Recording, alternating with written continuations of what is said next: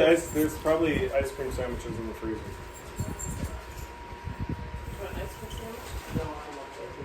Get your head out of there. Josie's the worst dog in the world. So what is this assignment? It's the interview project. So I have to interview someone using like 2+ camera angles. What else? I have to use cutaways, so like randomly put up pictures of whatever we're talking about. That doesn't fall over. All the cameras are running. I have questions. That dog's on the table. Okay, time to do the clap. That way there's like a big audio spike. Yep. Hello, welcome to Ferns Between Two. Working title. I'm here with my guest, Mr. Michael Werner, today. Mr. Werner, how have you been? Been very well. Thank you for having me on this talk show. Heard a lot of things about it, and I'm excited to get started. All right. Let's start off with the past. So, you used to be the band teacher at Lincoln Lutheran, correct? Yeah. And now you're a plumber? That is correct. What made you want to originally be a band teacher? 1947. There was a song by it was a very unknown group called I won't get the pronunciation right, but it was German. Gestanzter Fisch. Anyway, Gestanzter Fisch, 1947, and you have to understand this is post World War II, and the recording business in Germany was not doing well, but this was a 3-man group. I believe Fritz played the banjo, Gerhard played the bass, and I can't remember the other one's name. It might have been Adolf, but it was 1947. Yeah. So, anyway, it was a very, it was an interesting group. Very few records were sold, as it was 1947. Most of them were just sold to GIs that were stationed in the area. This was northwest of Berlin. And we're talking 200 records. But they recorded some songs, and they recorded in English because most of them were freed POWs, and so they picked up some English. Some of them were in some POW camps in Iowa, some in Alabama, but they were already returned back to their homeland. So they picked up some English after working on the farms. And one of their songs was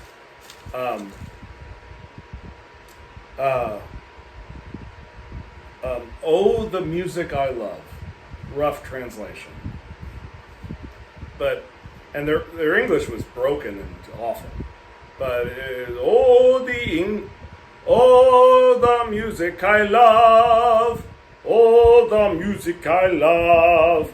Oh, the music I love. They were not good musicians either.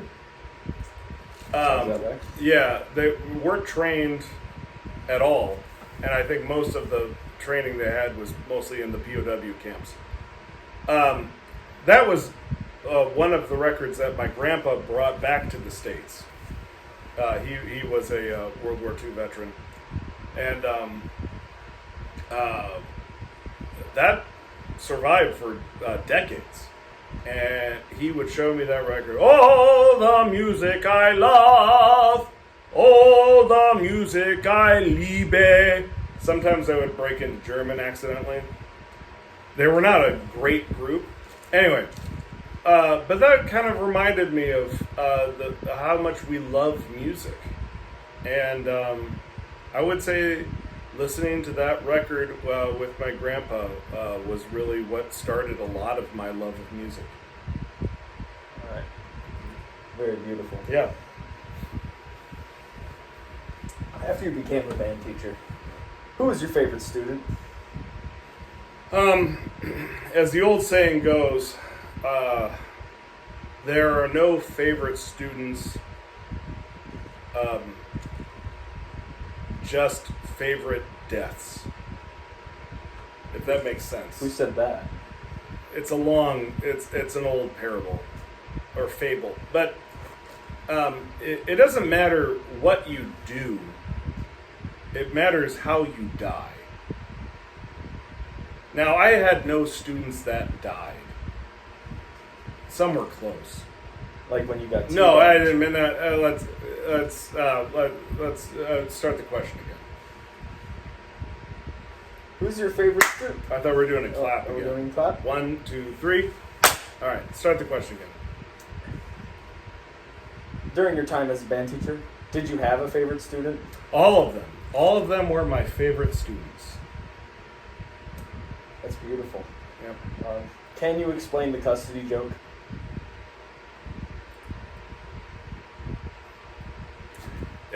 You asked that when you were a young boy, and I was going through many different things, and you were asking a lot of questions. I think one of them was, what stand-ups do you listen to? I think you said Tom Segura. You liked Tom Segura, maybe. Tom Segura, Bert Kreischer. Yeah, and so I was thinking about that, and then I think it was just another long Friday night, and so Isaac already talked about stand-up comics, and so I started crafting some joke that had no punchline. Oh. And I didn't know where I was going with it, basically. That's pretty much the custody joke. Honestly, I don't remember the custody joke. I remember like making up a punchline. Basically, Thomas is the son. Yeah, you said Thomas was your son, and Yeah. that was the answer to the Which custody honestly, joke. like, who knows? We'll never know. We'll never know. Like, look at Thomas. I don't know. It's not really a joke. It's more of a question, or just kind of a thought experiment. Who is Thomas's son? No. Who is Thomas's father? Yeah. Well, it's more than that. It's more of like, how was Thomas begotten? Begotten to Thomas. No. Thomas was begotten of blank. It's philosophers. I don't know. Okay. So, you're now being a plumber. What made Can you repeat that joke again? That question again? All right, go on. Alright. So, I remember you saying last year that you were initially planning on being an electrician. Why did you end up choosing to be a plumber instead? I once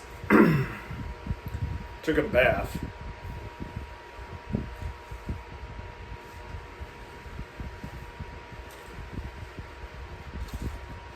Sometimes I bathe. I took a bath, and GFCI is kind of a made-up thing that the government wanted to have happen. I don't know. But, okay, so if a waffle maker is within 2 feet of a bathtub, I don't know what Nebraska law is. Now, did I get clean? Yes. Did I get to church on time? Yes. Did I almost electrocute myself? I don't know. But I'm just... So there were some warning signs off the bat. Now, because that story is technically in the police report, did the electrical union have access to it? Yes. But that doesn't mean... there's just certain personal decisions that went into that, is what I'm saying. And again, GFCI... What does GFCI even mean? Can you name what GFCI means? I have no clue. Yeah, I mean, like GFCI is like, I went to the GFCI parade this weekend. Like, you don't know what that means. I have no clue. No one knows what that means. So, anyway, that's all I'm going to say about that. I doubt even the patricians know what it means. Yeah, they probably don't.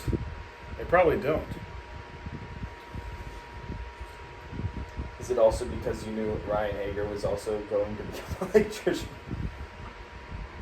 No. Who's Ryan Hager? Ryan Hager. The senior. Oh, he was the one that was really bad at basketball, wasn't he? Sure. Yeah. Yeah. I remember that. I follow York College basketball very closely. Oh. And in fact... No, he didn't pass the drug test. Well, no, I follow the coach on Twitter. Oh. And, or X. Nice. Yeah. And right before he was banned, I don't know why, but he said it was basically, I will never let Ryan Hager on the York College basketball team, which is a weird end tweet. I mean, that wasn't his last tweet, because he also then tweeted something about The Bachelor. But I'm just saying, like, that was, and then it was just radio silence, just was nothing. I don't know if someone doxed him. I don't know. But I feel like Nebraska basketball and the country, the world in general, deserves some more answers from York College basketball program. Because who knows what happened? Yeah. I don't know. I don't know what happened. Where did he go? I don't know. Frankly, I haven't left that off the table for my future. Because if there's one program that I could succeed on, it's York College basketball. Yeah. So I feel like no matter who goes there, a lot of room for growth and potential. there's a lot of room for growth. And is York a real town? Like, honestly, I don't think York's a real town. Like, it's just a bunch of gas stations and fast food places and a weird water tower, and then there's like a fancy restaurant called Chances Are. Like Chance Meyer? No, it says Chances Are, but then R is just spelled with the letter R. And I don't know what else is in York. Also, what kind of name is York? Like, I live in Maybe York. like the... I know it's from England. I yeah. know it's whatever. It's what it is. What it is. Okay.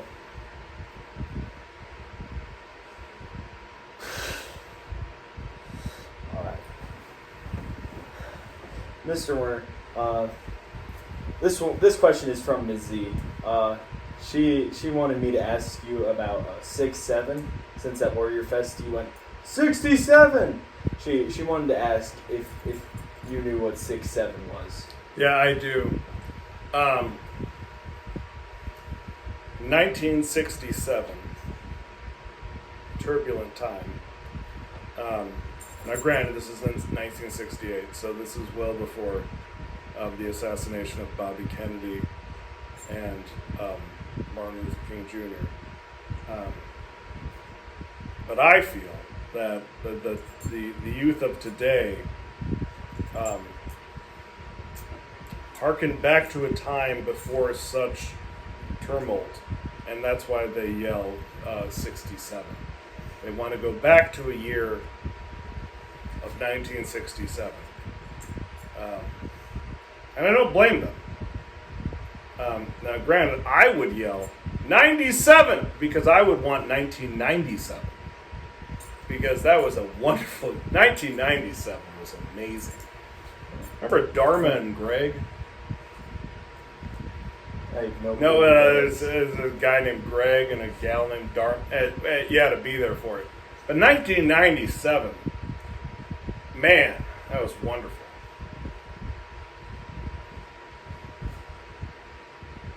Remember Chumbawamba? Like the Tub thumping? yeah. Yeah. I'll get knocked down, but I'll get up again. You're never gonna get me down. I'll get knocked down, but I'll get up again. You're never gonna get me down. It was a wonderful year. I would wish that the youth of today, with all my heart, that the youth of today would be yelling 97 instead of 67. That's what I believe in my heart. Interesting. So, are there any similarities between teaching and plumbing? Yeah, you know what they always say, education runs downhill. And what I mean by that is the latest educational trends generally run downhill. So anything that they're trying to throw at you as a teacher, that would run downhill, like through a pipe. Something you would put in a pipe. So you could imagine something that you would put in a receptacle with some water, and it would go down a pipe and then go downhill away from your house, away into some tank or some system that the city with tax dollars would work on. And that's what I think is the biggest similarity is between plumbing and some of these newer educational techniques is they both run downhill. If that metaphor makes sense. So I would say that's a big similarity. Speaking of these newer teaching techniques, Mr. Summer gave us an assignment when we started working on this to try and incorporate AI in some way. So I asked AI to come up with some funny between two ferns style questions, and they're not great, I will be honest, but we can try and bullet time and get through them real quick. What AI did you use? I used ChatGPT. You didn't use Gronk. I did not use Gronk. That's good. I did try Gemini, but I found ChatGPT. Well, I didn't want to use effective. Gronk from about a month ago. That's good. Is that when he was racist? Yeah, I didn't say anything, but I'm just glad you didn't use that. No, That would've I did been not bad. use Grok. Yeah. I wonder what I'd say Gronk. Grok. I wonder what Grok would say about 67. All right. That is a good question. Yeah, that's a good question. All right. So the prompt I initially gave ChatGPT was, can you come up with some funny between two ferns style questions for an interview with a band teacher turned plumber? This is the best that ChatGPT GPT-5 had to offer. Oh, good. The newest one. That's good. Yeah. That's good. So, do you ever serenade clogged toilets with your trumpet to get them to open up emotionally? All the time, and only if my embouchure is ready for it, I will try to get that double high C and just... And that usually unclogs most things. It's not a bad question. Oh, which is harder? Teaching teenagers to play the clarinet or teaching a sink not to leak? It's a stupid question. Yeah, they're not great. That's not a I great warned you. question. It's a good chance I'll cut a lot of this I would out. rather teach a sink about economics. All right. Deal with that. Deal with that AI. Be honest. What makes you cry more? A broken water heater or middle school band concerts? I would say probably the death of children. I would believe that's universal. I don't see what's different between teaching band and plumbing. I feel like the death of children would be equally sad.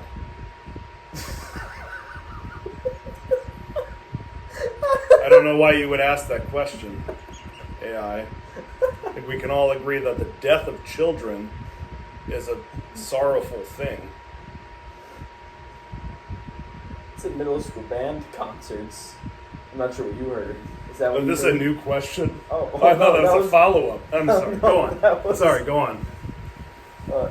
Yeah. If plumbing were a musical instrument, which one would it be? And why is it the tuba?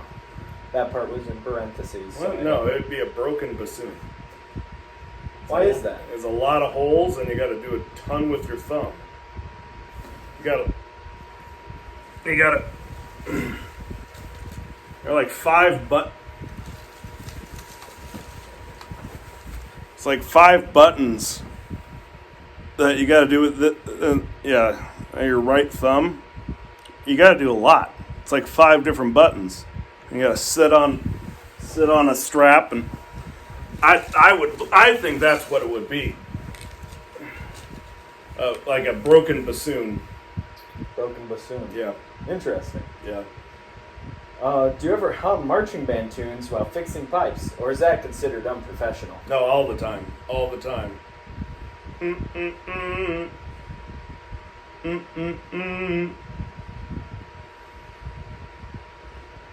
That's it. Yeah, very fun. What's louder, a brass section warming up, or a burst pipe at 3 a.m.? I would say probably they're about the same.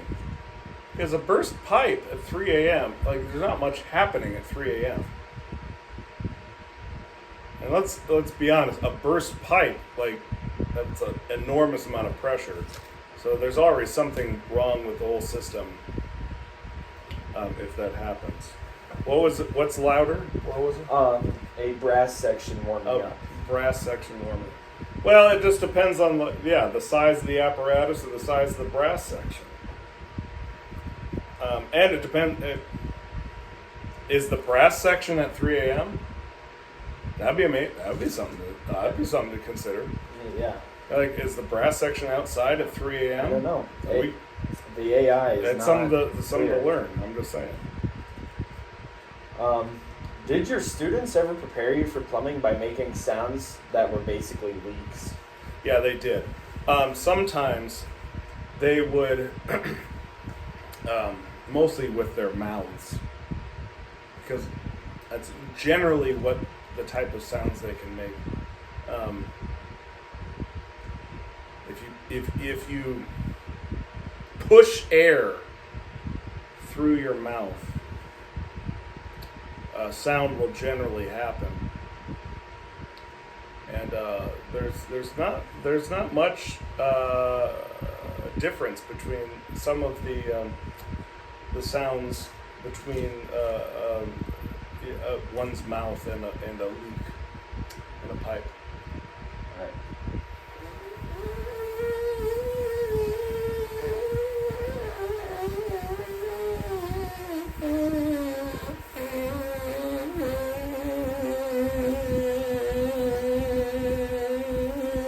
I would say there's a lot of similarities.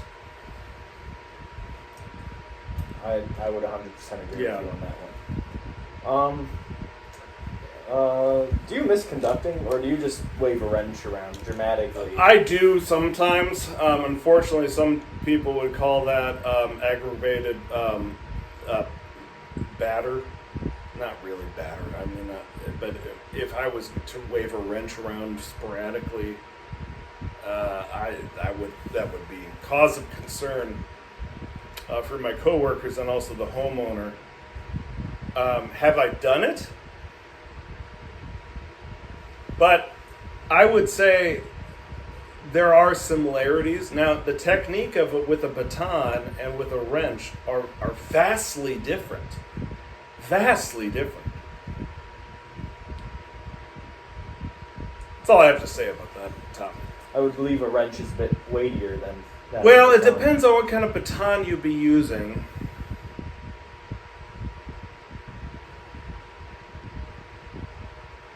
But generally, yes. Generally, yes, a wrench would be heavier than a baton.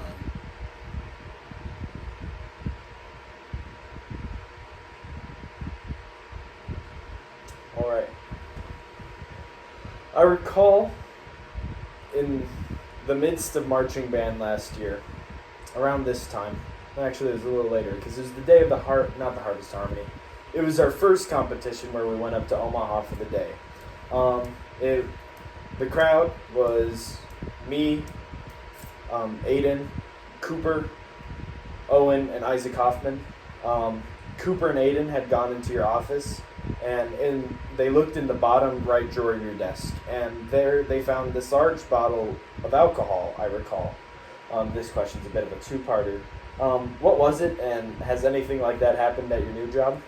Well, unfortunately, when you have heart complications like I do, there are certain medications that you need to take periodically, and I don't want to give away that some of the heart medication is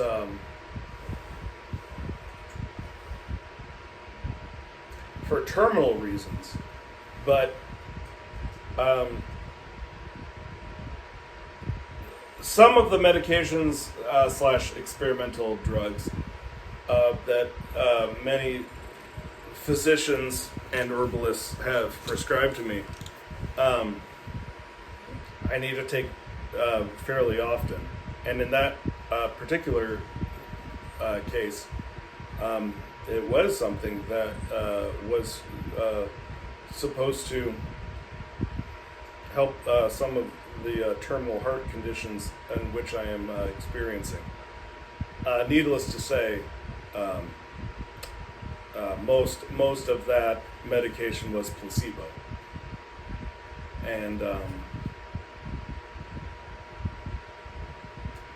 I am sorry to say, but I have weeks to live.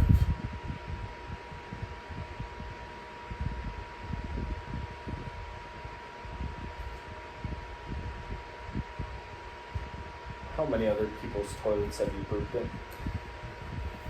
15. I noticed you had some fine literature here under this table dividing us, since we are in your home. Did you do a lot of reading of those Let's books? read one of these books together. This one's called A Bad Case of the Giggles.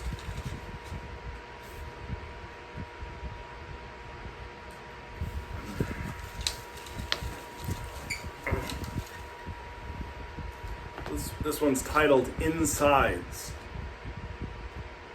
I'm very grateful to my skin for keeping all my insides in.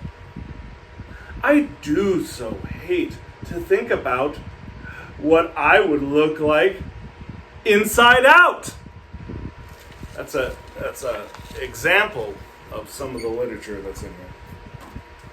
Okay, did you do a lot of reading of said literature during your time? Oh, Your absolutely. transition time? Absolutely.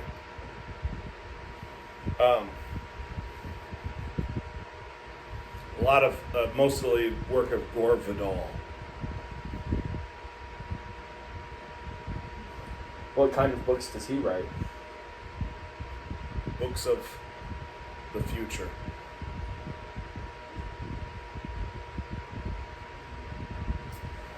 I couldn't help but notice your somewhat expensive vinyl collection that you have back here. Do you have any favorites from that you would Yeah, let's take a look at it. particularly stick out to you?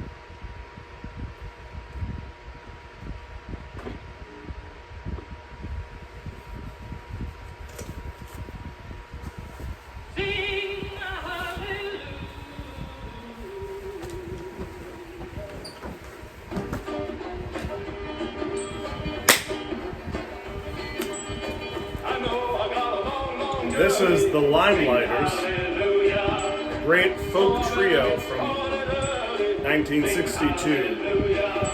This album is called Folk Matinee. Some of the finest singing. It's wonderful. The high tenor, Glenn Yarbrough, is magnificent in this. Alex Haselev and Lou Gottlieb are the others.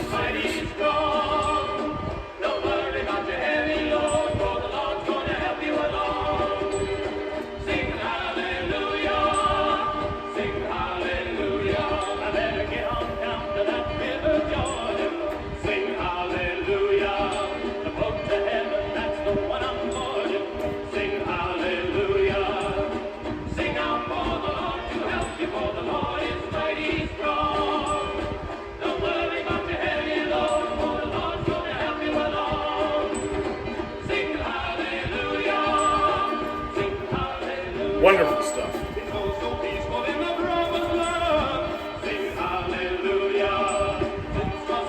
It's very folksy. Yes, it is.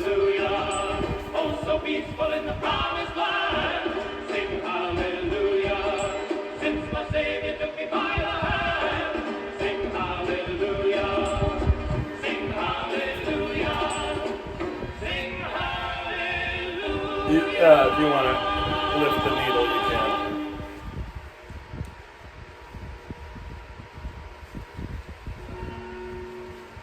When I was young, I heard sing.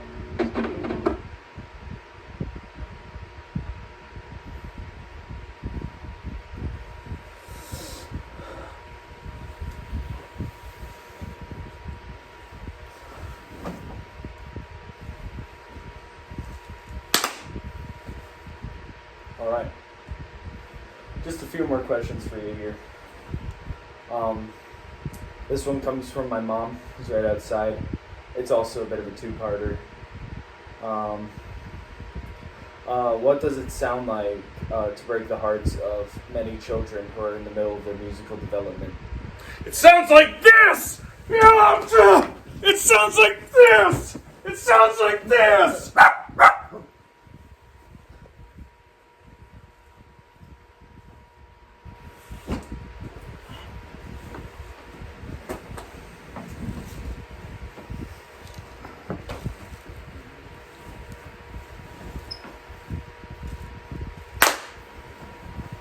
There we go.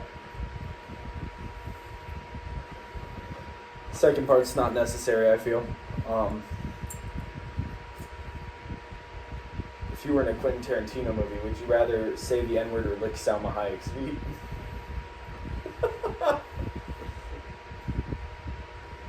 First off, I would rather be in a PTA film any day.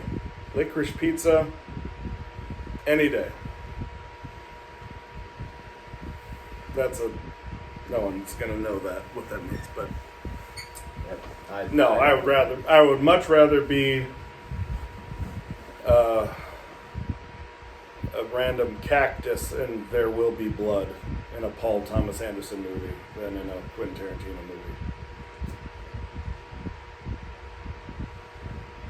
Very cool.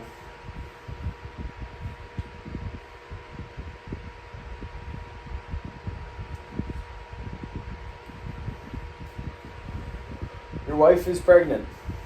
How's that? Who? Your wife.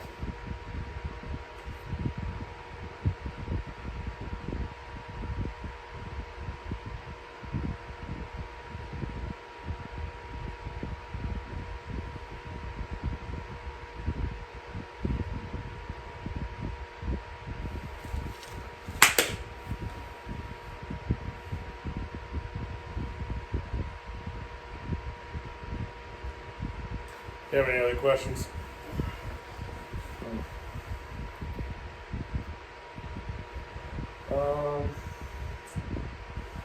Would you say that music's still present in your life despite Absolutely.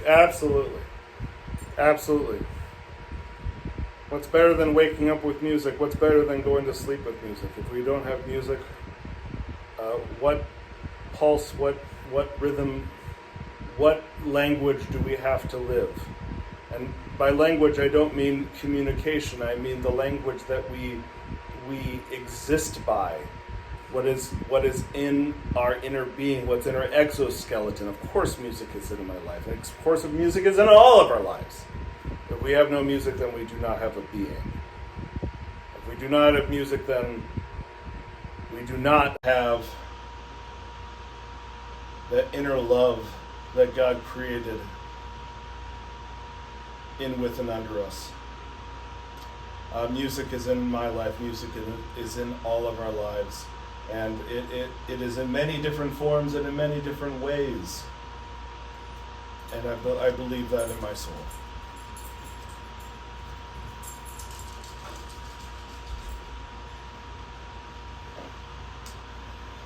Well,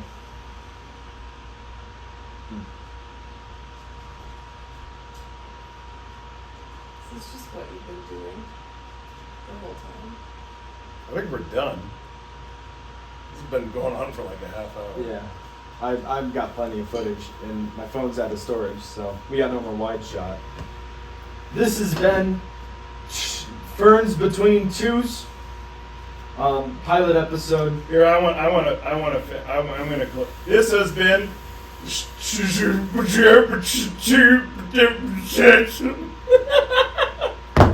Michael, are you bullying Isaac? Oh my gosh. I'm sorry. Working title. We will not be making more.